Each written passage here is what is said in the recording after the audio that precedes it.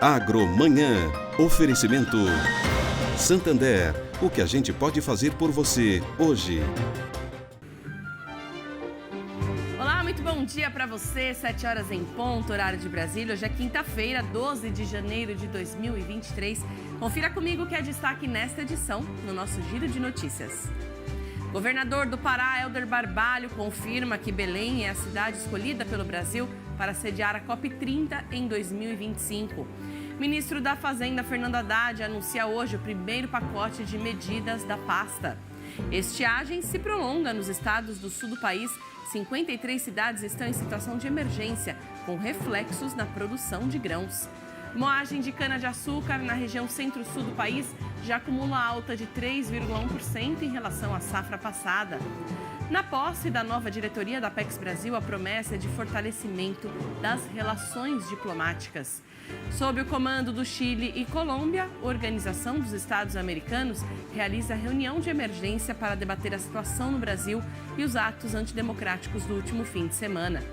A economia mundial deve ter um crescimento menor este ano. A queda na demanda pode afetar as exportações do Brasil. Poder de compra de fertilizantes piora pelo segundo ano consecutivo.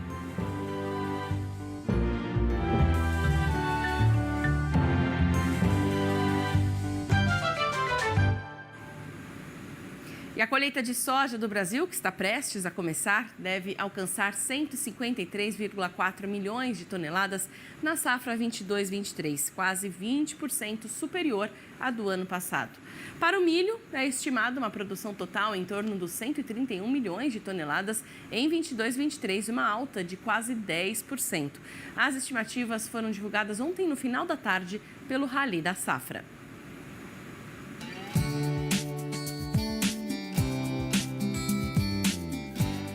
O Rally da Safra, expedição que avalia as condições de áreas produtoras de soja e milho para um raio-x do agro brasileiro, chega à sua 20ª edição em 2023.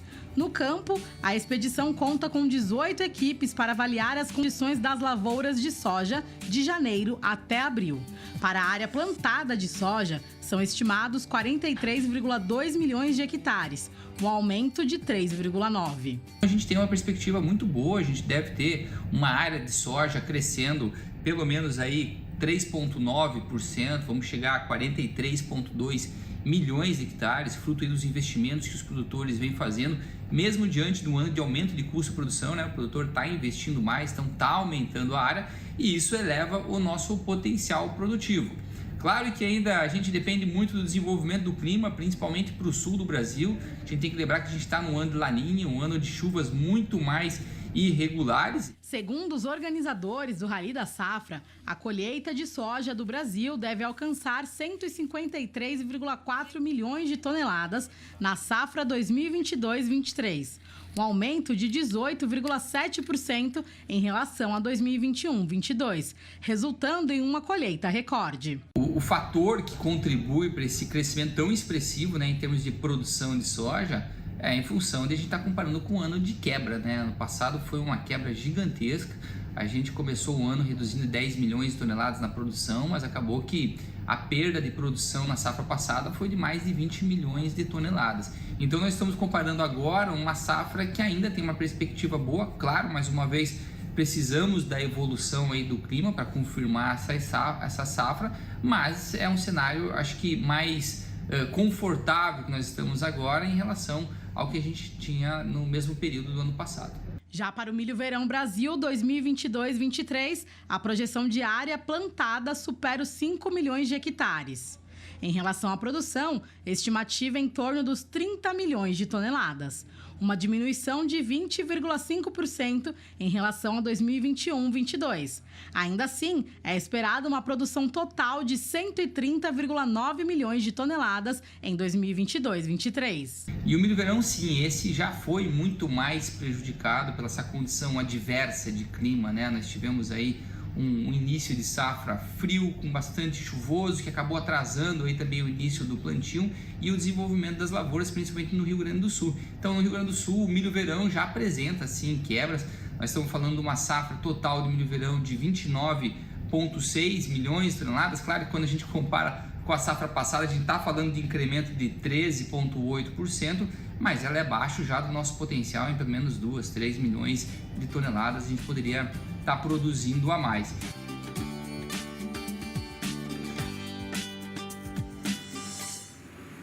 E o Ministério da Agricultura publicou uma lista de verificação para ajudar empresas no controle e qualidade de produtos de origem vegetal. Essas orientações são usadas como referência para a fiscalização nas indústrias. Veja na reportagem de Bruno Silveira. O movimento intenso das máquinas indica mais um dia de trabalho aqui nessa fábrica de sucos. E tudo começou com a ideia de produzir bebidas coloridas. Hoje, o negócio se consolidou e ajuda produtores rurais da agricultura familiar. A gente está aí há 10 anos produzindo suco sem corante, sem conservante, né? Tendo um objetivo de produzir suco bonito, né? Com uma coloração atrativa, não suco atraente, com mistura de sabores e frutas locais, né, favorecendo a economia local, os produtores locais. A fábrica já seguia orientações de boas práticas de produção. E nesta semana, o Ministério da Agricultura divulgou uma lista de verificação para ajudar empresas a se adequarem aos controles de qualidade de produtos de origem vegetal. E para isso, a Sucupira precisou fazer mais algumas adequações. A gente fez a substituição de um piso técnico por outro piso técnico que tem uma resistência maior aos ácidos das frutas cítricas, né? Isso promoveu um ambiente melhor de trabalho. Já na construção da unidade, por orientação de alguns técnicos, a gente já trabalha com uma unidade com cantos hospitalares, ou seja, as que não tem quina, né? São cantos arredondados, facilitando a higienização. A empresa precisou contratar profissionais técnicos para trabalhar junto à fábrica e, com toda a orientação recebida, se adequar aos protocolos do Ministério da Agricultura. Desenhou melhor o nosso layout produtivo, né? Então, com a ajuda tanto da nossa responsável técnica e da nossa nutricionista aqui, quanto também da orientação do mapa, né? Então, é um trabalho feito aí a 4 mãos para pensar o layout produtivo, né? Todo o trânsito de mercadoria dentro da indústria. Então, esse é um movimento que, à medida que a indústria vai crescendo e ela vai mudando, esses ajustes são necessários, esses investimentos são necessários, né? Se antigamente as frutas eram armazenadas em caixas de papelão ou madeira, a realidade agora é outra. Os insumos para fazer os sucos ficam guardados em estruturas plásticas ou de metal de fácil limpeza. Outro diferencial está nos códigos de barra. Com as etiquetas, é possível ver toda a rastreabilidade das frutas, de onde vieram, quem produziu e quando chegaram ao estoque. Um recurso a mais para garantir a qualidade e procedência da produção. E a ajuda especializada que o Marcelo recebeu ajudou até na hora de tratar de uma demanda inusitada em relação aos sabores dos sucos. A gente teve que abrir uma consulta no mapa para saber se nós poderíamos misturar graviola com coco, né? As pessoas não imaginam que é essa demanda, né?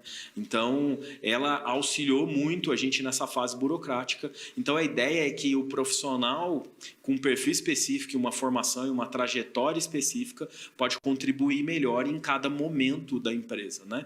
A lista de verificação disponibilizada faz parte do Programa de Segurança de Alimentos de Origem Vegetal do MAPA. É uma ferramenta para que as empresas avaliem a qualidade da sua gestão e de seus controles relacionados à segurança do alimento. Ou seja, essa lista vai trazer uma transparência em relação ao controle via auditoria do Ministério. Ele vai saber exatamente o que o Ministério vai olhar, como ele vai olhar, o que ele vai cobrar em caso de não atendimento. Isso vai trazer maior transparência entre o auditado e o órgão de controle. A lista do Programa de Segurança de Alimentos Vegetais traz também uma certificação aos países que importam produtos do Brasil. Foi elaborada de acordo com as boas práticas e requisitos já contidos em diversas certificadoras internacionais e nacionais, bem como exigências de países que o Brasil exporta. E as agroindústrias veem a lista do Ministério da Agricultura para a fabricação de produtos de origem vegetal com bons olhos. Ela vem reforçar e enaltecer aquelas indústrias ou empresas que estão agindo dentro desse parâmetro ou estão em conformidade com a legislação sanitária. Muito bem, 7h09, horário de Brasília. Está chegando a hora da nossa conexão, momento em que unimos os 3 canais Terra Viva, Band News e também o AgroMais para trazer as notícias do agronegócio também para fora da nossa porteira e, claro, para os telespectadores do Band News TV. Lembrando que a gente está ao vivo também via internet. Se você está sempre acompanhando a gente, vai sair agora ou quer acompanhar YouTube, a gente está com a nossa transmissão. Mas a gente vai agora, o Cassius já nos anunciando a partir de agora aqui no nosso telão, olha só. Lilian Munhoz, muito bom dia para você. O que você traz para a gente de destaques hoje aí da nossa conexão simultânea? Oi, Cassius, muito bom dia para você também, a todos que estão nos acompanhando. Vários destaques hoje, viu? A gente começa pela cana-de-açúcar. Olha, na região centro-sul do país, a moagem de cana-de-açúcar totalizou pouco mais de 2,5 milhões de toneladas na segunda quinzena de dezembro do ano passado. É um bom resultado quando comparado ao mesmo período da última safra. Os dados são da Única, divulgados ontem. No acumulado do ano, a moagem atingiu 541,5 milhões de toneladas em dezembro de 2022, avanço de 3,6% em comparação a 2021. Os dados divulgados pela União da Indústria de Cana-de-Açúcar mostram que até dezembro foram colhidas 73,4 toneladas por hectare na safra 22-23, aumento de 8,2% em comparação com o mesmo período do ciclo anterior. A produção de açúcar no acumulado totalizou 33,4 milhões de toneladas. Já de etanol foram fabricados 322,2 milhões de litros, sendo o hidratado que alcançou 177,1 milhões de litros, enquanto o anidro totalizou 145,1 milhões de litros. Bom, e da cana-de-açúcar a gente vai para os grãos, porque as exportações de milho agora, no mês de janeiro, devem alcançar 5 milhões de toneladas. Sabe o que isso significa? Mais de 130% acima do que janeiro do ano passado. Para a soja, a Associação Nacional dos Exportadores de Cereais espera que os embarques atinjam quase 2 milhões de toneladas neste mês, um aumento de 46% em relação à projeção anterior. Os embarques de farelo de soja deverão ficar em 1.400.000 toneladas. Para o trigo, a associação aumentou a estimativa de exportação em quase 60%, alcançando um pouco mais de 446 mil toneladas. E hoje, quinta-feira, é dia da coluna do coordenador de agronegócios da Fundação Getúlio Vargas, Dr. Roberto Rodrigues. E ele faz uma análise dos atos do último domingo em Brasília.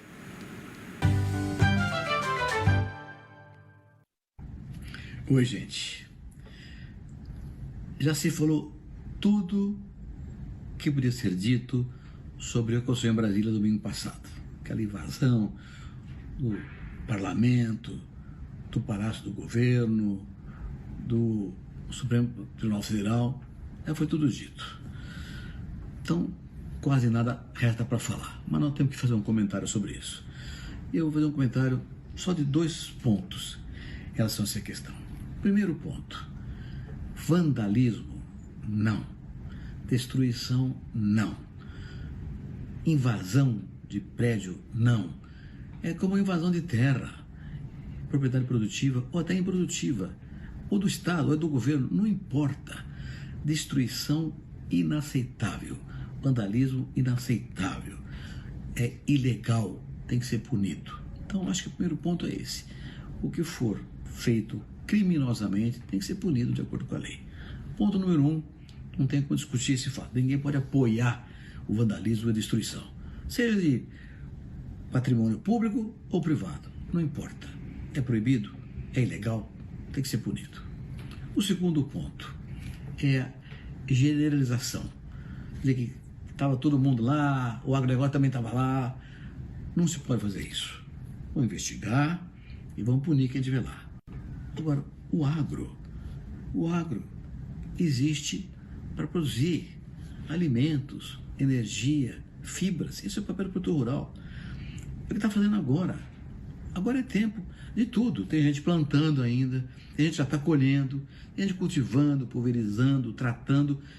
O agro é dinâmico e no Brasil inteiro tem lugar que está seco, já está chovendo demais.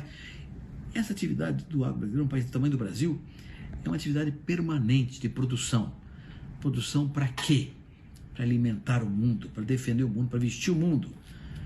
Por quê? Porque onde não tem comida, tem guerra, não tem paz. O agro existe para gerar a paz no mundo. Olha esse livro. O agro é paz. É para isso que a agricultura trabalha. Não para vandalismo, para destruir. Não é o papel do agro e o agro não faz isso. É isso, gente. Muito obrigado. Até a próxima, se Deus quiser. Aí, Dr. Roberto Rodrigues, que toda quinta-feira está aqui com a gente. Esses foram, então, os principais destaques do agro que a gente preparou aqui para vocês. Cassius, um excelente dia para todo mundo e a gente volta a se encontrar na nossa conexão amanhã, sexta-feira. Um ótimo dia para todos. Combinado, então, o recado dado. Amanhã a gente volta a conversar, então, sobre os principais assuntos do Brasil Agro. Tchau, Lilian. Tchau, tchau. E olha, a gente segue por aqui falando agora de economia, viu? Porque o Banco Mundial reduziu a projeção de crescimento do PIB global para 1,7% em 2023. Mesmo com um cenário inferior do esperado, né, alguns especialistas estão otimistas para as vendas externas esse ano. Vamos acompanhar na reportagem. O Banco Mundial reduziu as previsões de crescimento para 2023 para níveis à beira da recessão para muitos países, uma vez que o impacto do aumento das taxas de juros por bancos centrais se intensifica e a guerra da Rússia na Ucrânia continua. De acordo com o relatório Perspectivas Econômicas Globais, em junho de 2022, o banco havia previsto um crescimento global de 3% em 2023, o ritmo mais lento a parte das recessões de 2009 e 2020 em quase 3 décadas. Mesmo com um número abaixo do esperado, esse pesquisador conta que pode ser uma maneira do Brasil vender mais. O saldo parece que é positivo. Diante disso, o mundo ainda tem a perspectiva de crescer menos, sem dúvida alguma, mas talvez o Brasil possa encontrar uma importante válvula de escape, que é justamente maior flexibilização para o funcionamento da atividade econômica chinesa, o que para nós não deixa de ser uma boa notícia. No acumulado do ano, entre janeiro e outubro de 2022, as exportações brasileiras do agronegócio alcançaram um recorde de mais de 136 bilhões de dólares, um crescimento de 33% em comparação com o mesmo período em 2021. O setor representou 48,5% do total das vendas externas do Brasil no período.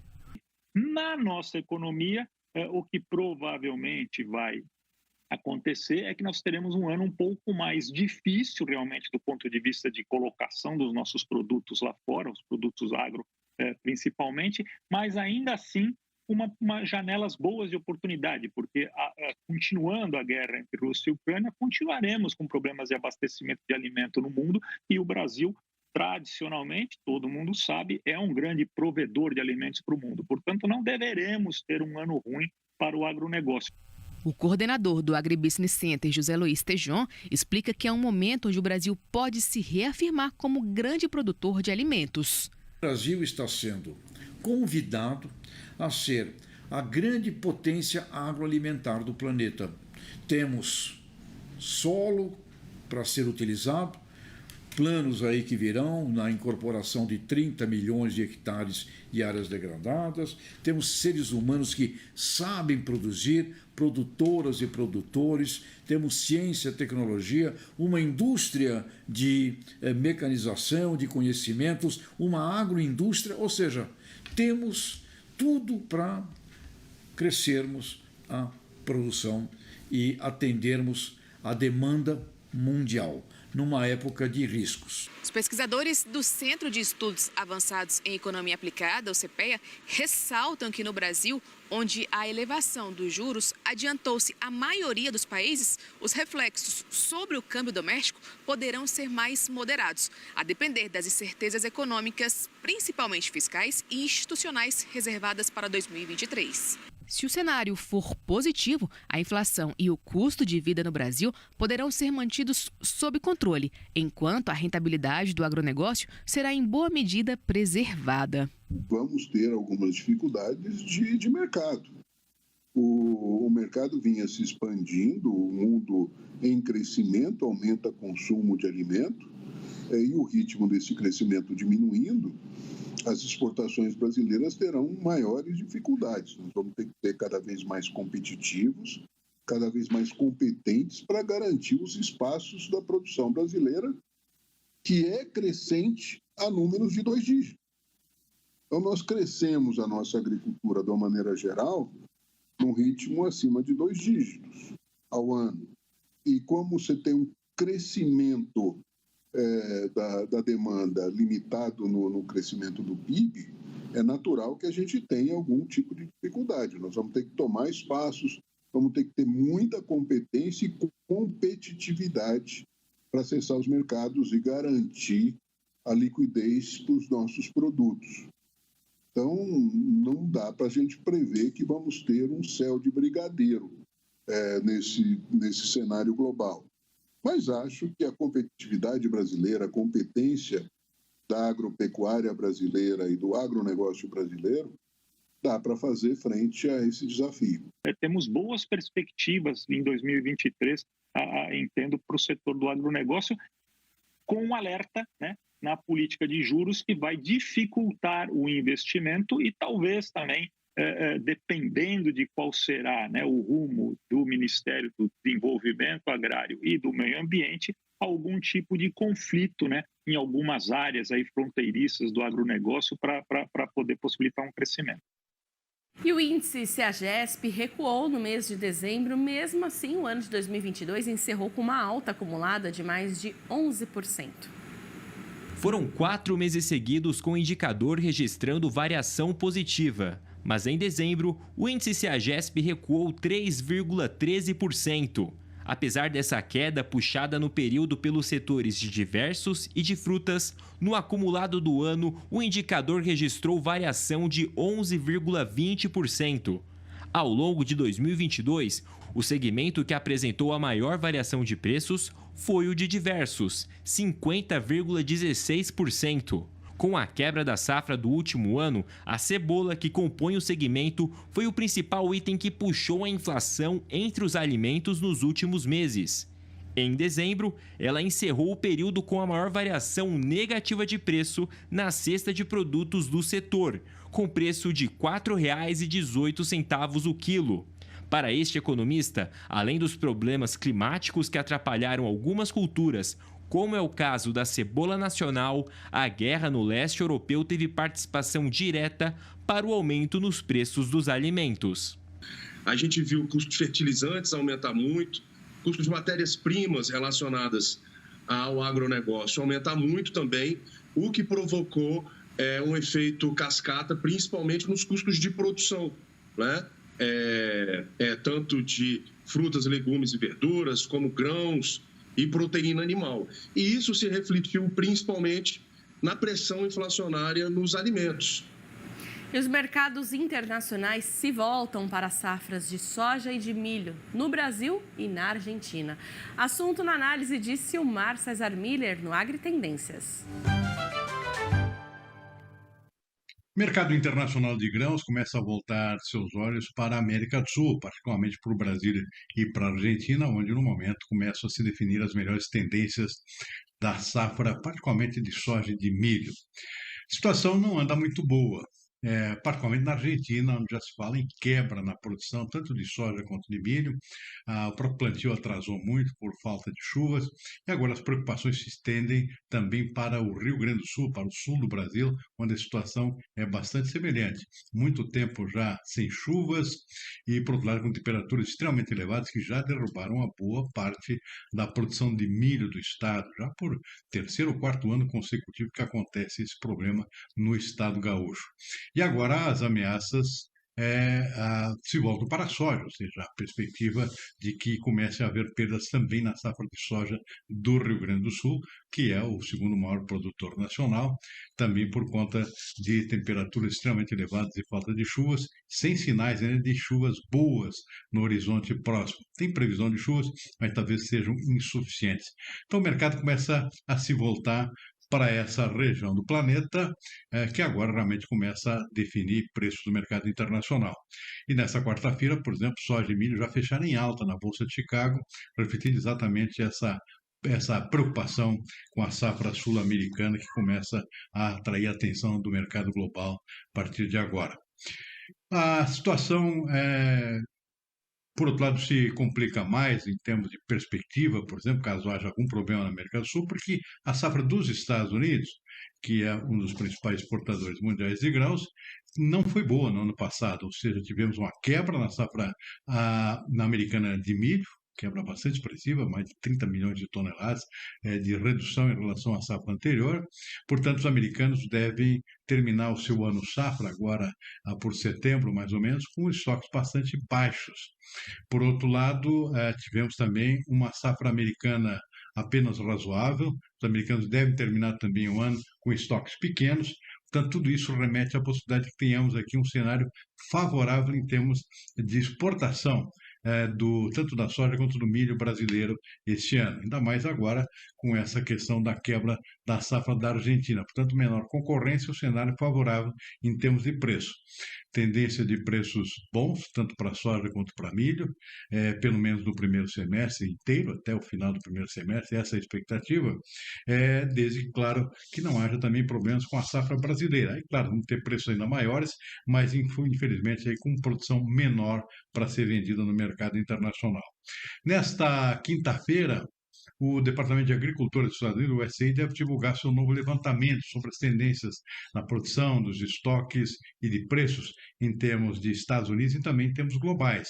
Aquele relatório mensal do USDA, sempre muito aguardado pelo mercado, portanto é bom ficar de olho. Esses dados saem agora à tarde nesta quinta-feira, e é bom ficar de olho para ver se não sai algum número aí diferente do que é esperado, especialmente com relação a essa questão da Argentina. Existe uma preocupação muito grande com relação ao tamanho da produção argentina, tanto de soja quanto de milho, e isso, claro, pode mexer com os preços na tarde desta quinta-feira. Bom ficar de olho.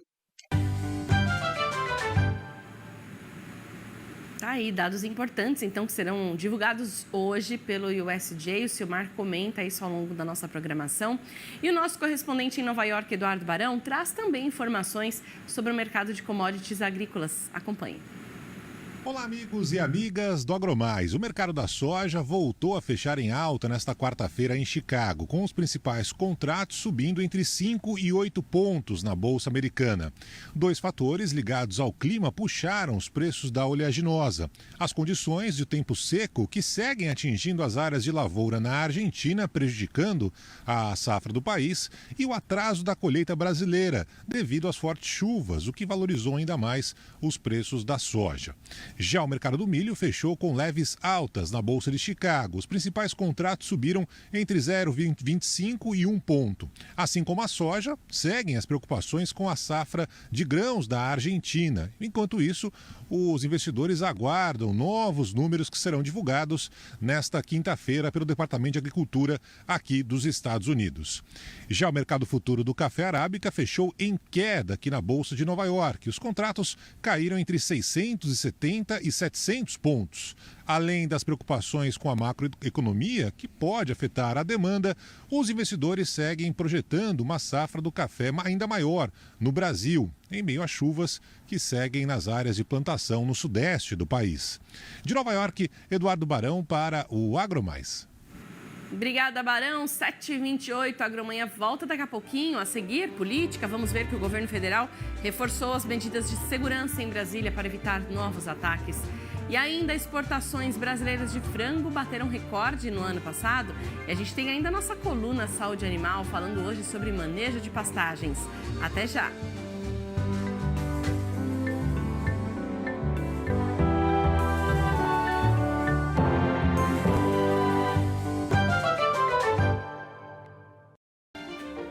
Já estamos de volta com o nosso Agromanhã na transmissão simultânea nos canais Terra Viva, Agromais, além da internet. Agora são 7h33, para você que está chegando agora aqui com a gente, seja bem-vindo, bem-vinda. Vamos a mais um Giro de Notícias. O governo federal reforça medidas de segurança em Brasília para evitar novos ataques. Ministro da Fazenda, Fernando Haddad, anuncia hoje o primeiro pacote de medidas da pasta. A economia mundial deve ter um crescimento menor em 2023. A queda na demanda pode afetar as exportações do Brasil. Exportações brasileiras de frango bateram recorde no ano passado.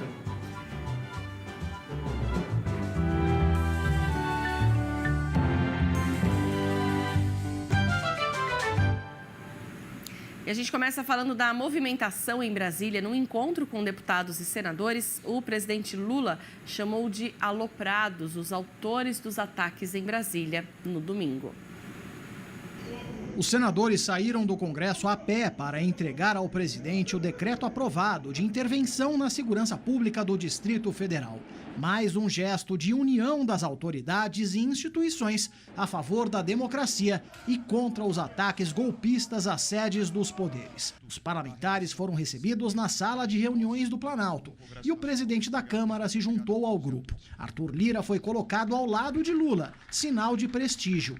O presidente afirmou que os atos de vandalismo foram promovidos por aloprados. Eu até não gostaria de pensar em golpe, eu até gostaria de pensar numa coisa menor, quem sabe um grupo de pessoas alopradas que ainda não entenderam que a eleição acabou. Lula ressaltou que a intervenção no Distrito Federal foi a última opção. Eu gostaria de ter resolvido isso conversando, mas as pessoas que estavam lá não estavam dispostos sequer a conversar, porque eles faziam parte daqueles que estavam praticando vandalismo no Brasil.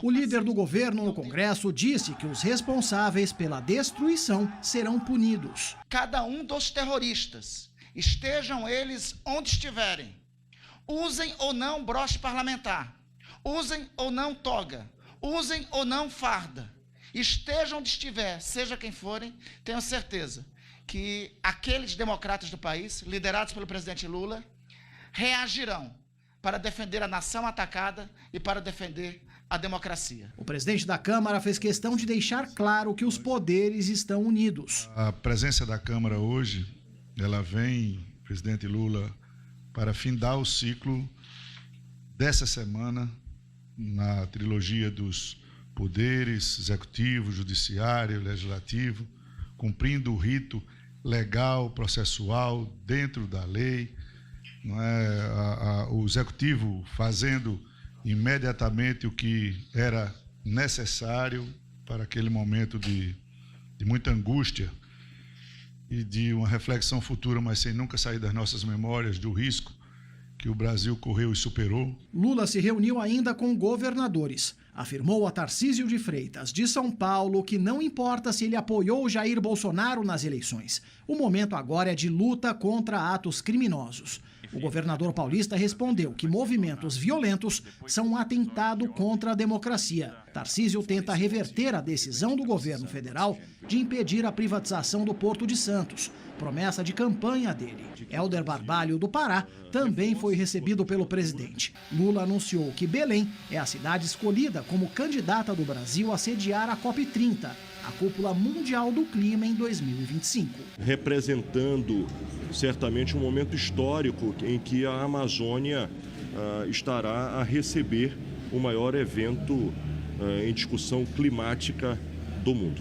O presidente tem se movimentado para acalmar setores do PT e do Congresso, que dizem que o ministro da Defesa tem responsabilidade pelos atos de vandalismo porque não teria negociado rapidamente a remoção dos acampamentos em frente aos QGs do Exército. Lula afirmou a interlocutores que José Múcio Monteiro é o homem certo, no local certo, na hora certa, e que não há a menor hipótese dele deixar o cargo. 4 ex-ministros da Defesa tiveram uma reunião com o líder do governo no Senado para manifestar apoio a Múcio. Eles disseram a Jacques Wagner que a prioridade é a pacificação e despolitização das Forças Armadas. E o ministro está fazendo isso. Uma das preocupações do Planalto é mostrar que o governo não está paralisado depois dos atos violentos e segue cobrando dos ministérios obras para serem concluídas rapidamente, principalmente na área social. E o governo federal reforçou medidas de segurança em Brasília para evitar novos ataques como os do último domingo. A esplanada dos ministérios voltou a ser fechada nesta quarta-feira depois da ameaça de novos ataques. Todo o efetivo policial do Distrito Federal e homens da Força Nacional fazem a segurança para impedir que o patrimônio público seja destruído novamente. O interventor da segurança pública no DF afirmou que o setor de inteligência das forças de segurança monitora trocas de mensagens via redes sociais. Muitas convocavam para novas manifestações na noite de hoje. Com relação aos que pretendem repetir, o que eu tenho a dizer a eles é simples: a lei será cumprida. A Advocacia Geral da União alertou o Judiciário para a possibilidade de novos ataques golpistas hoje. A pedido da AGU, o ministro do Supremo Tribunal Federal, Alexandre de Moraes, proibiu ocupação ou bloqueio de rodovias e de prédios públicos em todo o país e a concentração de pessoas nos locais convocados por manifestantes. Moraes autorizou ainda a apreensão de veículos e prisão em flagrante de manifestantes que não respeitarem as ordens e determinou que o Telegram faça o bloqueio de perfis ligados à convocação dos atos. A multa em caso de descumprimento é de R$20 mil para pessoas físicas e R$100 mil para empresas por hora. Também nesta quarta, em julgamento no plenário virtual, a maioria dos ministros do Supremo manteve 2 decisões de Alexandre de Moraes.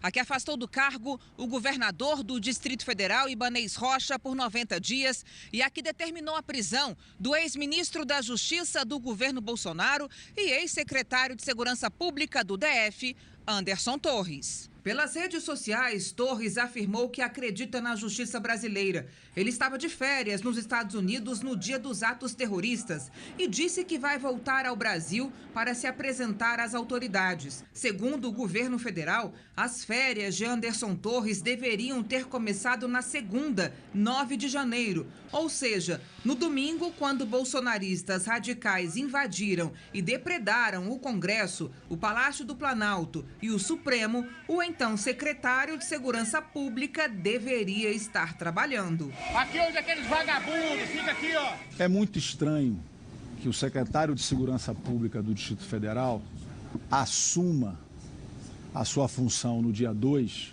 exonere e troque todo o comando, quase todo o comando da Secretaria de Segurança Pública do Distrito Federal e viaje. E alguns dias depois aconteça o que aconteceu aqui em Brasília. Isso é coincidência? Mais de 1.000 pessoas suspeitas de participarem dos atos de vandalismo estão presas e vão responder por crimes como tentativa de golpe de Estado, com pena prevista de 4 a 12 anos de prisão. Ó, o povo tudo lá dentro do assento. As investigações revelaram que as ações foram financiadas por grupos que atuam em pelo menos 10 estados. Empresários em geral e do setor de transportes teriam bancado passagens, a alimentação e a estrutura do acampamento montado em frente ao quartel-general do Exército em Brasília, desfeito nesta segunda. A ministra dos Povos Indígenas, Sônia Guajajara, tomou posse ontem e ressaltou o compromisso do novo ministério como grande aliado do Estado brasileiro no combate à crise climática. Na mesma cerimônia, Aniele Franco também foi empossada como ministra do Ministério da Igualdade Racial. Vamos ver. Sônia Guajajara e Aniele Franco foram as últimas ministras a serem empossadas no atual governo Lula. A posse das duas estava marcada para o início desta semana, nos dias 9 e 10 de janeiro. Mas devido aos atos extremistas que vandalizaram e destruíram as instalações do palácio, as cerimônias tiveram de ser canceladas. No discurso da posse, Sônia falou sobre o papel dos povos indígenas para conter a crise climática. A proteção dos diferentes biomas é essencial para qualquer produção agrícola, pois garante água, garante a presença de agentes polinizadores e de tantos outros fatores, sem os quais nada se produz. Se antes as demarcações de terras tinham enfoque, sobretudo, na preservação da nossa cultura, novos estudos vêm demonstrando que a demarcação dos territórios indígenas tem uma importância ainda mais abrangente, sendo fundamentais para a estabilidade do ecossistema, de ecossistemas em todo o planeta. É preciso lembrar de problemas estruturais que recentemente foram imensamente potencializados e precisam ser encarados como prioridades. São graves os casos de intoxicações provocados por mercúrio do garimpo, pelos agrotóxicos nas grandes lavouras do agronegócio, as invasões em nossos territórios, as condições degradantes de saúde e saneamento, o aumento da insegurança alimentar, que resultou inclusive na morte de inúmeras crianças e idosos indígenas. Lembrando que na Amazônia brasileira somam-se 114 grupos de povos de recente contato e também os que nunca tiveram nenhum contato com a sociedade, nem mesmo com a sociedade indígena que vive no mesmo território. Os chamados povos isolados e que se encontram em estado de alta vulnerabilidade devido ao desmatamento, ao garimpo ilegal e à grilagem de terras. Também tomou posse Aniele Franco, ministra da Igualdade Racial, que ressaltou a importância do combate ao racismo. Precisamos, enquanto sociedade, ter uma conversa franca e honesta que países no mundo inteiro já estão fazendo. Encarar a realidade de que essa política da guerra nas favelas e periferias nunca funcionou. Pelo contrário, apenas segue dilacerando famílias e alimentando um ciclo de violência sem fim. Na cerimônia, o presidente Lula também sancionou um projeto de lei que tipifica injúria racial como crime de racismo. Injúria racial é a ofensa à dignidade de um indivíduo utilizando elementos de raça, cor, etnia e religião. O racismo, por sua vez, é categorizado quando a ofensa é dirigida a um grupo ou coletivo de pessoas ou comunidade. Como nos lembra a Coalizão Negra por Direitos, composta por mais de 200 organizações negras no país, enquanto houver racismo, não haverá democracia. E as exportações brasileiras de frango bateram recorde no ano passado. Foram 4,8 milhões de toneladas, quase 5% a mais do que no ano anterior. Como o preço subiu, a receita cresceu bem mais, uma alta de quase 30%. Foram cerca de 10 bilhões de dólares. Nós sabemos, somos os maiores produtores, maiores exportadores também de carne de frango de todo o mundo. E por trás deste número existe uma cadeia produtiva monumental que une agronegócio e indústria nacionais. E as exportações de carne e produtos de frango fecharam aí dentro da expectativa também para a Associação Gaúcha de Avicultura. Acompanhe. Segundo a Asgav, o ano de 2022 finalizou com 7% de aumento, saltando de 706 mil toneladas embarcadas no ano de 2021 para mais de 755 mil toneladas em 2022. As receitas também terminaram com alta, garantindo um faturamento na faixa de 1,5 bilhão de dólares no exercício de 2022, uma alta de 28,4% em comparação ao valor de 1 bilhão e 100 milhões de dólares em 2021. Os resultados das exportações de carne de frango, tanto a processada quanto a in natura, fecharam dezembro de 2022 praticamente estáveis, quando comparadas ao mesmo mês de 2021. O último mês do ano passado registrou 59.800 toneladas em 2022, uma ligeira queda de 0,5% sobre as 60 mil toneladas embarcadas no mesmo mês de 2021. Outro destaque foi a exportação de ovos, que manteve uma escalada mensal, apenas com queda verificada em dezembro, quando foram exportadas 199 toneladas, ante as 286 toneladas vendidas para outros países em dezembro de 2021. E hoje, quinta-feira, é dia de falar sobre saúde animal.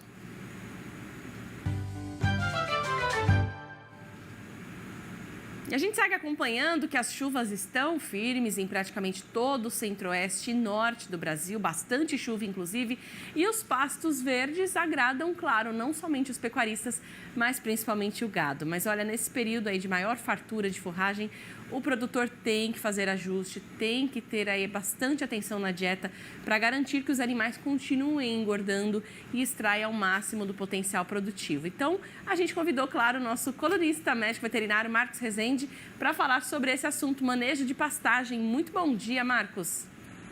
Bom dia, Lília. Agradecendo as chuvas, mas temos que fazer lição de casa, viu, Lília? Para garantir que o gado engorde cada vez mais. É verdade. O Marcos que sugeriu essa pauta aí muito boa para a gente nesse momento importante. Marcos, que o capim mais verdinho e farto é bom para o gado, a gente sabe, né? Mas surge sempre uma dúvida na hora, né, de economizar com a suplementação, digamos assim, né? O produtor fala, já tá o meu pasto verdinho, então é hora de eu economizar. Mas não é bem assim, não. Tem que se preocupar com a suplementação nutricional do rebanho, né?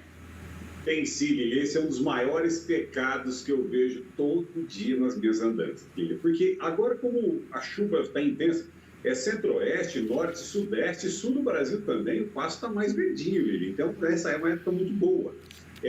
Tem vários desafios que acontecem agora. O carrapato também emerge com uma maneira mais firme, mas principalmente o capim está forte, está mais viçoso, assim a gente pode dizer.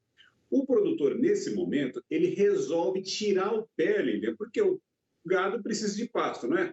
Em termos, o gado precisa de pasto, mas o pasto, Lilian, não fornece todos os nutrientes. E existem dados da Embrapa que mostram, Lilian, que animais suplementados adequadamente na estação chuvosa, eles podem engordar até 200 gramas a mais por dia do quando se comparado a animais não suplementados da forma adequada. Então, ó, é ganho de peso, dinheiro no bolso, por conta de pequenos ajustes agora na estação chuvosa. E aí, um investimento que tem total retorno, né, Marcos? Agora, ontem, quando a gente estava conversando, você comentou comigo que nessa época de chuvas acontece muito a diarreia da rebrota. O que é? Por que isso acontece, né? E tem como evitar que isso aconteça? Lilian, a diarreia da rebrota, o nome que ela foi dado principalmente porque quando começam as primeiras chuvas, tem a rebrota do capim. Aí os animais vão pastando aquela ponta de capim, estão acostumados a um pasto mais seco, e como tem mais água, mais líquido nessa pastagem, eles têm as fezes mais aquosas. A gente chama equivocadamente de diarreia. Não precisa fazer nada, viu, Lili? Isso vai passar com o tempo, só com um pequeno ajuste no seu. Como eu falo, não precisa fazer nada, não precisa aplicar antibiótico. É só fazer um pequeno ajuste na dieta que o animal volta a ter fezes normais. Como evitar que isso aconteça, Lília? Primeiro, fazendo uma suplementação nutricional adequada. Porque, embora aconteça, quando acontece nas primeiras chuvas, ela pode acontecer agora também, viu, Lília? Com um pasto mais viçoso, os animais que são comprados, que não estão adaptados àquele pasto com mais viço, ou seja, com mais água, menos sólidos na hora que ele come, na ingesta dele, ele acaba tendo as fezes mais liquefeitas. Então, agora, o produtor precisa fazer uma suplementação nutricional, algumas vezes com aditivos, para fazer com que o animal aproveite todo aquele capim verdinho e transforme aquilo em ganho de peso, transforme aquilo em leite, transforme aquilo em mais bezerro, em mais produtividade. Muito bem. E aí você estava falando aí de pasto viçoso e a gente vê que vai crescendo o pasto ali. E eu queria te perguntar a importância do pecuarista observar a altura da pastagem para justamente a entrada e a saída do gado no pasto, né? Exatamente. Tem gente que perde pasto, Lília. Tem um amigo, o Ernesto Poser, que ele fala o seguinte: está proibido perder pasto. E está mesmo, Lília. Sabe por quê? Porque a gente precisa aproveitar o pasto ao máximo. E a gente perde muito pasto, por quê? Porque o produtor ele coloca o gado no pasto quando o capim já está muito alto e o animal não come come talo, ele come a ponta de capim, ou algumas vezes ele tira os animais do pasto quando o pasto está muito baixo, e aí acaba exaurindo as reservas de energia do capim e a gente acaba tendo um pasto degradado, assim a gente pode dizer. Então, o ideal é que o produtor tenha piquetes menores e faça o manejo de pastagem de acordo com a altura do capim. Com pastos menores, a gente consegue estar olhando qual a altura ideal para aquele determinado cultivar, e aí o gado entra ou sai na época certa. Aí o produtor não perde pasto e tira mais arrobas por hectare. Tá aí, então o tamanho do piquete influencia bastante aí o aproveitamento do pasto, né? E aí uma última pergunta que eu queria te fazer é sobre a salga de coxo. Qual a frequência ideal, né? Qual dica que você pode dar aí para o nosso pecuarista também para arrematar o nosso assunto? Depende, vamos arrematar. Aí a resposta é, depende do produto que está sendo utilizado. Se é um sal mineral, a salga pode ser feita a cada 2 dias, Lília, ou intervalos maiores, de acordo com o que vai faltando. Por quê? O gado vai lamber o sal. Porém, se ele está usando um sal com aditivo, um sal proteinado, mesmo para as águas, que tem utilização também de sais proteinados, que o consumo é maior de 400 gramas por dia, o ideal é fazer a salga todos os dias. O que não pode, de forma alguma, nele, é faltar sal no coxo. E lembrando, tem que ter coxo suficiente para todos os animais daquele pasto. Se o produtor chegar no pasto, olhar para os animais no coxo, tem animal esperando a vez de lamber o sal, está faltando coxo, e se está faltando coxo, a suplementação não está sendo feita da forma adequada. Muito bem, tá aí, Marcos. Obrigada mais uma vez pelas orientações e dicas importantíssimas para o produtor pecuarista ter mais produtividade, eficiência, um investimento que com certeza traz retorno. Obrigada mais uma vez e até semana que vem. Eu que agradeço. Tchau, tchau. E agora, 7h53, hora da gente fazer mais um rápido intervalo. Na volta, muito mais informação. Os detalhes da possibilidade do Brasil sediar a COP30, a Conferência Climática da ONU, em 2025, em Belém do Pará.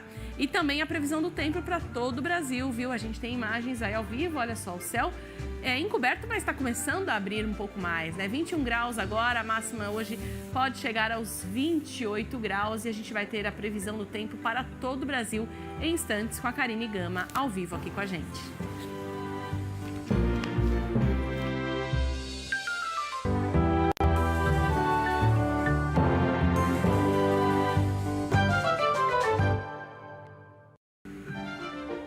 Já estamos de volta com a Agromanhã, na nossa transmissão simultânea nos canais Terra Viva, AgroMais, também na internet.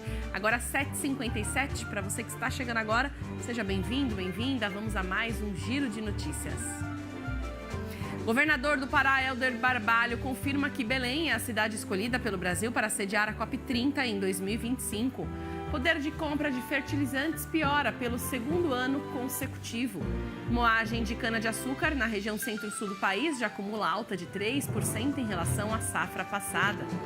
Estiagem se prolonga nos estados do sul do país. 53 cidades estão em situação de emergência com reflexo na produção de grãos.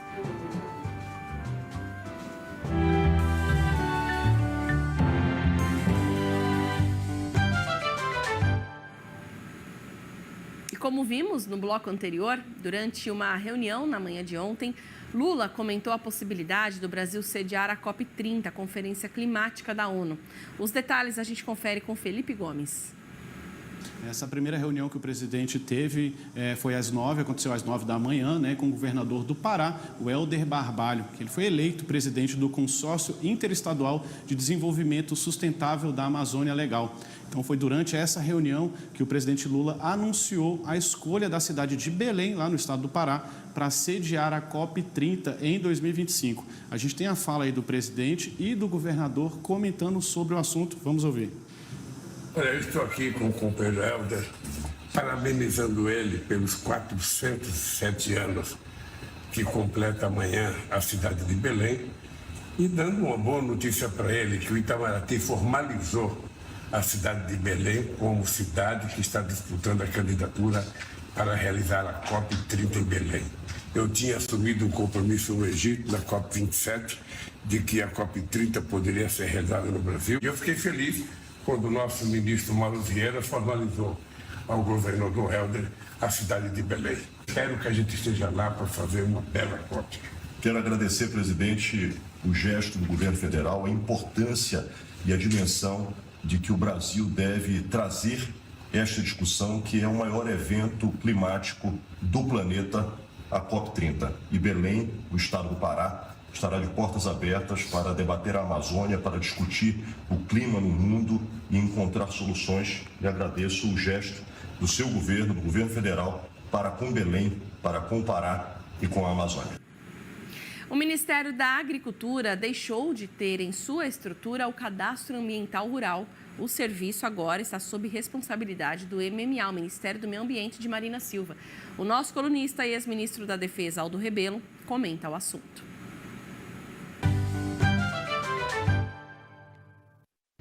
O presidente Lula nomeou para o Ministério da Agricultura o senador Carlos Fávaro, do Mato Grosso, proprietário rural e liderança respeitada no setor. O gesto do presidente Lula foi recebido como boa vontade em relação a um setor com o qual tem mantido algum nível de conflito. O problema é que, ao entregar o ministério, o governo retirou dele 3 instrumentos importantes de política agrícola. A CONAB, Companhia Nacional de Abastecimento, que regula preços e estoques na agricultura. Retirou também o INCRA, o Instituto Nacional de Colonização e Reforma Agrária, responsável principalmente pela regularização fundiária e pela distribuição de terras para a reforma agrária e para a União. Mas o mais grave é ter retirado do Ministério da Agricultura o Cadastro Ambiental Rural, que é o cadastro que reúne as informações de milhões de propriedades agrícolas em relação ao meio ambiente. E os dados do Cadastro Ambiental Rural, que devem ser usados para proteger o meio ambiente, podem ser usados no Ministério do Meio Ambiente por algumas organizações não governamentais estrangeiras que mantêm uma atitude de beligerância em relação ao mundo rural, principalmente na Amazônia. É preciso que a agricultura, que a pecuária, que os produtores rurais pequenos e médios e grandes recebam a garantia de que esses dados não serão usados, como já foram em algum momento, para perseguir agricultores e produtores rurais no Brasil.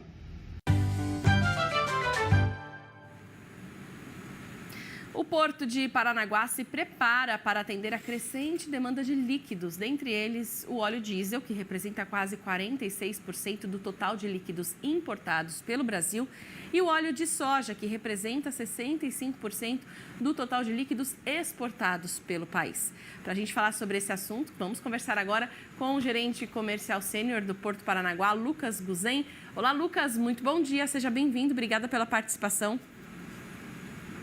Bom dia a todos. Lucas, eu que agradeço. Obrigada. Bom, eu comentei aqui 2 produtos, né? Mas quais são os principais líquidos aí carregados e descarregados, né? Que a gente importa e que a gente exporta e que vem aumentando essa demanda no Porto de Paranaguá? Bom, hoje no Porto de Paranaguá, especificamente na Catalini, companhia na qual faço parte e represento, nós dividimos em grandes grupos de produtos, né?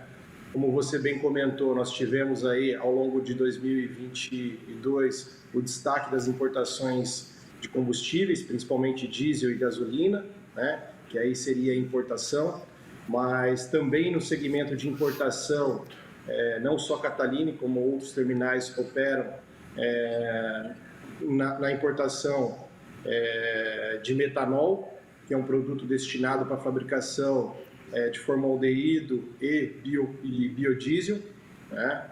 Também nós temos, além dos óleos vegetais, o degomado comum que é exportado, nós também temos óleos vegetais que são importados, que o Brasil não é autossuficiente na produção doméstica. A exemplo do óleo de palma, palmiste, estearina, essa é uma grande categoria que as empresas de líquidos, a exemplo da Catalini, possui hoje nas movimentações junto ao Porto de Paranaguá. E um outro grande volume que também é importado é soda cáustica, tá? Para atender os mais diversos segmentos aí, tanto do agro quanto da indústria química. Muito interessante. E do lado exportador, a gente destacou aí o óleo de soja, tendo em vista aí, né, a grande produção agrícola brasileira. Quais são os outros produtos também líquidos que a gente exporta? Do lado da exportação, nós temos aí o grande destaque, o óleo de soja, né, ao longo de 22, que ultrapassou 1,5 milhões de toneladas exportadas. O grande volume foi exportado via terminal da Catalina, em Paranaguá. Além do óleo de soja, nós temos produtos como o etanol, né? E aí o etanol ele se divide em várias categorias de qualidade, desde do etanol que vai para uso energético, que é o que é consumido no mercado doméstico, nos veículos, ao etanol neutro, que acaba sendo utilizado no consumo humano, né? Além disso, o ano de 2022 tivemos o início regular das exportações de biodiesel. O Brasil sempre foi um grande produtor de biodiesel, mas 100% desse biodiesel era consumido no mercado doméstico. E durante o ano de 2022, as empresas que fazem exportações desse produto se alocaram de uma forma mais regular no mercado de exportação de biodiesel. Muito interessante. Agora, como que o porto se prepara para atender essa carga, né? No caso de vocês, aí, especificamente da empresa, como que é preparar, né? Quais são os principais cuidados aí para poder receber e exportar também líquidos? Bom, a gente brinca que a questão da segurança, ela é o que nos define, né? Basicamente, as empresas têm investido, a exemplo da Catalina, a gente tem investido continuamente em termos de infraestrutura, tanto marítima quanto terrestre, né? Atualmente a gente dispõe de 2 berços privativos para acostagem de navios de até 70 mil toneladas de deadweight, que é o porte máximo de carga que esse navio pode encostar no berço, tá? Recentemente a empresa investiu em dragagem a fim de elevar o calado, ou seja, a profundidade do berço onde os navios atracam, de forma a possibilitar que esses mesmos navios pudessem atracar e operar cargas num maior volume, né?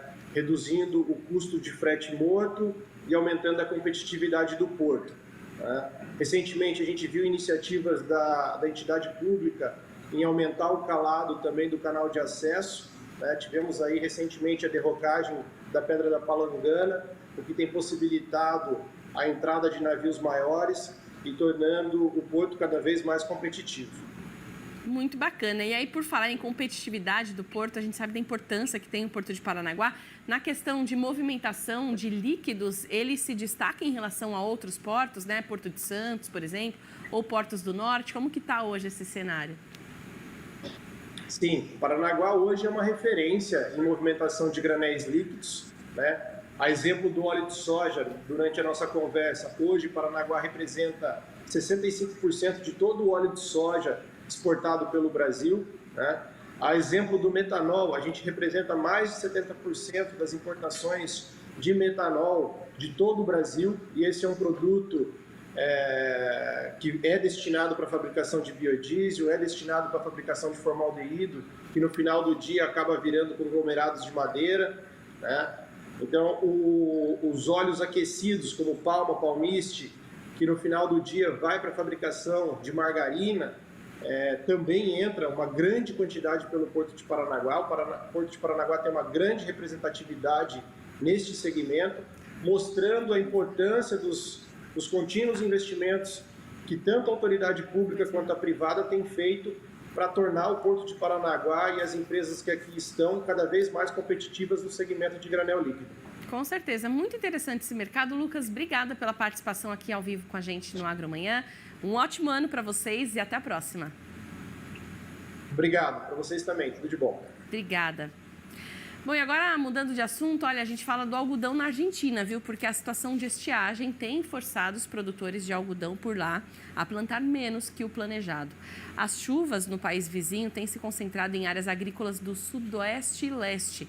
Enquanto isso, o tempo mais seco que o normal tem dominado o norte, incluindo grandes áreas produtoras de algodão, prejudicando assim o plantio. Segundo o governo da Argentina, milho e soja foram 85% e 90% plantados, respectivamente, até a primeira semana de janeiro, enquanto o algodão teve 80% da área plantada contra 95% no ano passado. Por outro lado, a colheita de trigo e a cevada está praticamente concluída. E aqui no nosso país, no Espírito Santo, a força da água destruiu uma estrada no sul do estado. E a gente tem imagens, olha, por causa das fortes chuvas, o nível dos rios subiu tanto que inundou a cidade de Iuna. A Defesa Civil diz que não há vítimas e que o reparo dos estragos já começou. E ainda ali no sudeste do país, aqui no sudeste, mais estragos da chuva em Minas Gerais. Um córrego transbordou e a água invadiu as ruas em Dores de Campos, no interior do estado. 131 municípios mineiros estão em situação de emergência por causa dos temporais. A seca prolongada deixa em emergência 28 cidades no Rio Grande do Sul. A falta de chuva por lá prejudica o abastecimento para moradores e a produção rural. A pressão na torneira diminuiu na casa da Karen. Não foi corte d'água. Ela mesma fechou um pouco o registro para evitar desperdício. Então, só em diminuir o registro d'água já diminuiu assim, na conta, em dinheiro, uns R$50 a menos. Essas atitudes que são poucas, mas a gente tem que olhar para isso. No Rio Grande do Sul, a água virou preocupação. A estiagem que prejudica o campo também impacta quem precisa da água na cidade. O Guaíba, que é a principal fonte de abastecimento aqui em Porto Alegre, está mais de meio metro abaixo do nível ideal. Culpa da seca e dos fortes ventos que têm soprado no sentido sul. Essa redução de volume aumenta a concentração de algas e dificulta o tratamento da água. Uma água mais turva, com mais sólidos, com mais areia, com mais lodo. Com essa condição de água bruta muito desfavorável, a gente acaba tendo que limitar a vazão em alguns momentos por conta da estiagem, dessas condições climáticas desfavoráveis. Vale torcer pela chuva, mas também dá para colaborar de casa. Banhos mais rápidos, deixar a torneira aberta pelo menor tempo possível, trocar a mangueira por baldes. Essa consciência nossa hoje não requer trabalho nenhum. São atitudes que eu posso fazer, tu pode fazer, todos nós podemos fazer todos os dias da nossa vida. E é isso que vai contar. Vamos agora à previsão do tempo para todo o país. Tá aí, Karine Gama, já aqui com a gente. Você viu, Cá? A gente sempre mostrando essa preocupação aí no Rio Grande do Sul, essa seca prejudicando o abastecimento de água, preocupando os produtores rurais. E eu queria que você comentasse aqui, você já deu esse spoiler pra gente, digamos assim, sobre uma condição de granizo aí em algumas regiões mais para o centro e sul do país. Então eu queria que você nos atualizasse a respeito disso também. Bom dia para você. Bom dia a todos. Enquanto a chuva não dá trégua lá sobre Minas Gerais, temos mais de 130 municípios em situação de emergência por conta da chuvarada. E mesmo com a desintensificação das ACAS, ainda há muitos pontos com chuva no estado. E, aliás, do Brasil, o sudeste brasileiro é onde mais temos acumulados de chuva. São Paulo, Minas Gerais e partes do Rio de Janeiro tiveram acumulados ainda superiores aos 50 milímetros nas últimas 24 horas. Metade sul do Brasil, com tempo um pouco mais aberto, bem mais ensolarado. O Rio Grande do Sul registrou as maiores temperaturas do país ontem, com máxima em torno de 38 graus em Quaraí e Uruguaiana. Agora, falando da condição de granizo, a situação sinótica deve mudar um pouquinho pelos próximos dias. Vamos ter o aumento da chuva sobre o Rio Grande do Sul, Santa Catarina, o Paraná, Mato Grosso do Sul e ainda prossegue em São Paulo, partes de Minas e do Rio de Janeiro. Isso porque teremos o avanço de uma frente fria na costa da região sul, na costa do Rio Grande do Sul, entre hoje e amanhã, além da presença de um grande cavado meteorológico que atua desde áreas da Argentina, Paraguai e atingindo também grande parte da região sul e muitas áreas de instabilidade nos altos níveis da atmosfera. Por isso, para hoje, a condição de granizo ela é até que um pouco menor do que a de amanhã, mas ainda assim pode atingir áreas do Rio Grande do Sul e partes do meio oeste de Santa Catarina. Agora, para amanhã, essa condição é mais ampla. E aí temos o alerta em vermelho para o Rio de Janeiro, sul do Espírito Santo, boa parte de Mato Grosso do Sul e também áreas do estado do Rio Grande do Sul. Em estado de atenção, tons mais amarelados, norte do Paraná, sul de São Paulo e também em pontos do norte de São Paulo, Triângulo Mineiro e demais áreas do estado de Mato Grosso do Sul. Enquanto isso, um granizo mais isolado deve ser observado no sul de Minas, no interior paulista, até mesmo na região metropolitana, também em áreas dos estados do Paraná, de Santa Catarina e até mesmo no norte do estado gaúcho. Então, todas essas instabilidades, a gente observa que a chuva já retorna no nosso mapa-tempo do país hoje, lá sobre o Rio Grande do Sul, e já chove nesta manhã, desde as áreas da fronteira oeste até próximo à campanha gaúcha. É uma chuva que deve continuar ao longo do dia e ganhar mais força durante a sexta-feira. Ainda assim, tem muito calor, tem muita umidade, por isso o risco de temporais é alto também em partes dos estados do Paraná, São Paulo, Mato Grosso do Sul e aí boa parte do centro-oeste e do sudeste brasileiro.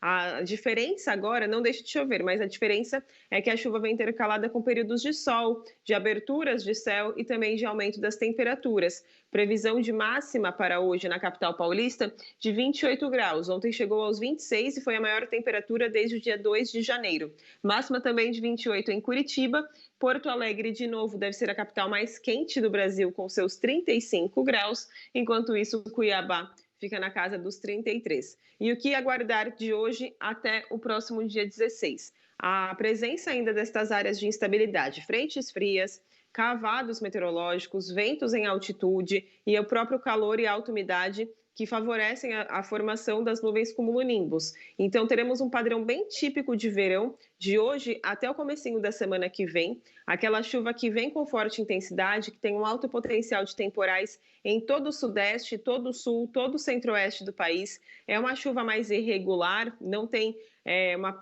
uma continuidade tão grande, então ela acontece no curto período de tempo e logo o tempo volta a abrir. E essa chuvarada ela fica mais concentrada durante o período da tarde. Então também há um risco alto ainda para deslizamentos, alagamentos em pontos principalmente do sudeste do país, onde a umidade do solo está muito elevada, o solo segue ainda bastante saturado. Agora, para a região sul, a gente até tem muito alerta de ventania, de granizo, de temporais, mas e pontualmente forma ali um alagamento, principalmente em áreas urbanas, mas devemos mais ter transtornos em relação a granizo e ventos do que em relação ao volume de chuva. Previsão indica acumulados próximos de 40 milímetros em algumas áreas mais ao norte do estado do Rio Grande do Sul, também na faixa leste gaúcha e catarinense, e até de 60 milímetros sobre o Paraná. Então é uma chuva que vai aumentar a umidade em solo, vai deixar as condições mais favoráveis ao desenvolvimento das lavouras, diminui um pouco o calorão no Rio Grande do Sul, que passa por uma forte onda de calor, tem seu ápice hoje, mas a partir de amanhã as temperaturas diminuem um pouco. E também devemos observar um aumento da umidade sobre os estados do Paraná, Mato Grosso do Sul e até mesmo em alguns pontos do estado de Mato Grosso. Olhando para as áreas do centro-norte do país, a chuva continua sobre a região norte, intercalada com tempo abafado, ainda é muito irregular sobre os estados de Rondônia, Acre e sul do Amazonas, locais onde os produtores já sofrem e reportam para nós a necessidade de chuva, e é algo que ainda não acontece de maneira muito intensa. Deve voltar a chover mais forte durante a semana que vem.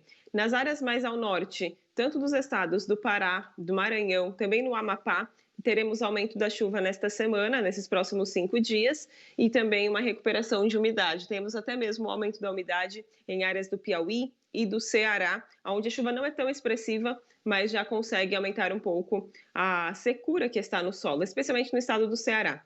Em relação à chuva para esse período, que vai do dia 17 até o dia 21 de janeiro, a gente vê o aumento da chuva sobre Rondônia, Amazonas, Acre, o estado do Amapá, Pará, ainda Roraima, então precipitação mais concentrada nestas áreas da metade norte do país. O Rio Grande do Sul volta a ficar seco, então, de novo com a massa de ar seco predominando no estado. Chove agora, mas semana que vem voltamos nesse padrão de sol, muito calor e praticamente sem chuva.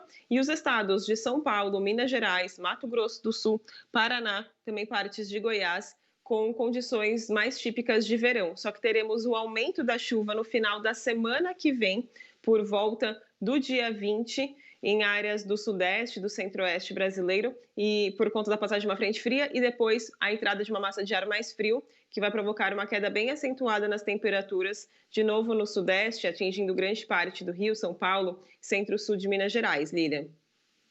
Karine, puxa vida, viu? Essa queda nas temperaturas. Vamos agora para o nosso alerta favorável, a boa notícia da previsão do tempo para o produtor rural. E gostei de saber que tem um alerta favorável aí para o Rio Grande do Sul. Qual o destaque? Por pouquíssimo tempo, poucos dias, uma condição bem pontual, mas eu destaquei o município de São Lourenço do Sul, no extremo sul gaúcho, área produtora de suínos, soja, milho e fumo. E é uma região que teve queimadas durante o mês de dezembro, então a gente teve aquele aumento no número de focos de queimadas, um ar ainda muito seco e direto tem tido registro de temperaturas superiores aos 30 graus.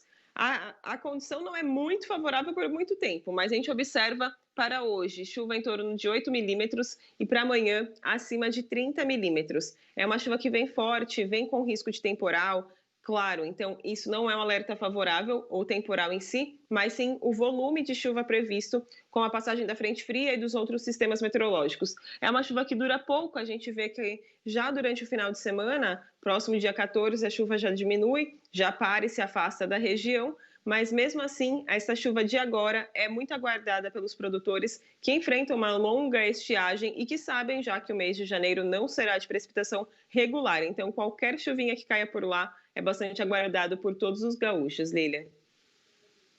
Karine, muito obrigada pelas informações. Um ótimo dia para você. Amanhã a gente te espera novamente aqui com a gente. Até lá. Até amanhã. Tchau, tchau. Tchau, tchau.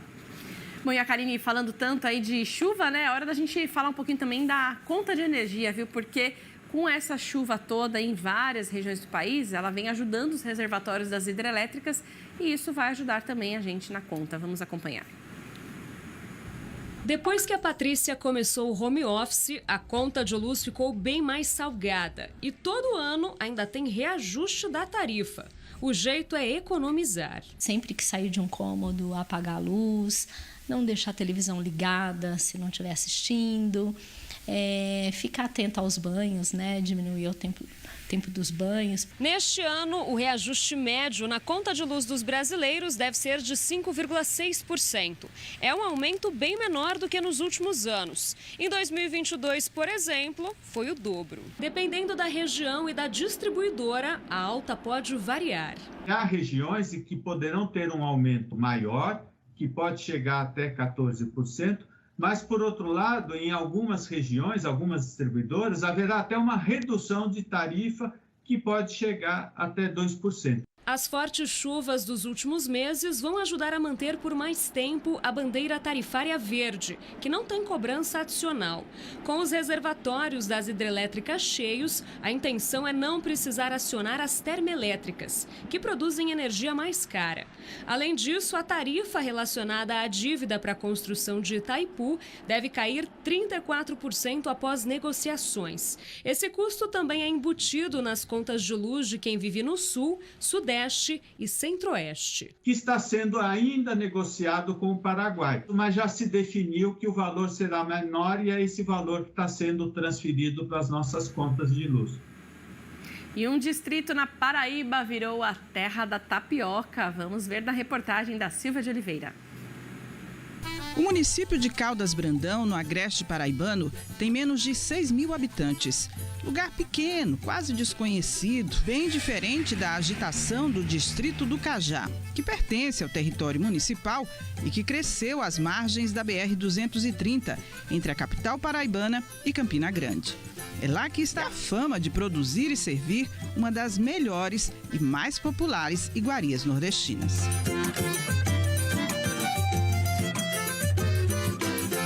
Passa por aqui, tem que comer sua tapioquinha, né? Carne de sol, queijo, frango, sabores que viraram atração turística. Um lugar que vai ficar conhecido em todo o Brasil, um lugar de referência. Não foi à toa que a tapioca impulsionou a economia local, proporcionando emprego e renda.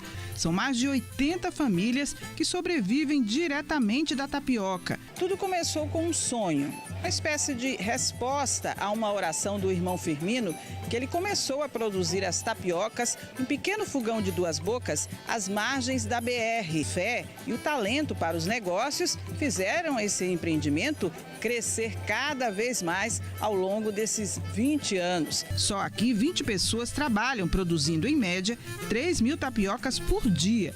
Mas nem em sonho o irmão Firmino esperava que o distrito do Cajá iria se transformar na terra da tapioca.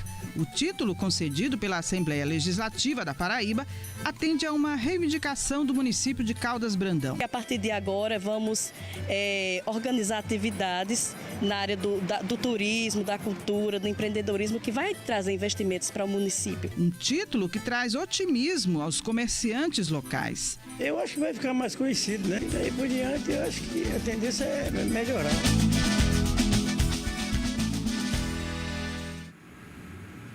Tá aí, uma tapioca agora vai bem, né? A gente fica por aqui. Obrigada pela companhia e audiência. A gente volta a se encontrar amanhã. Até lá.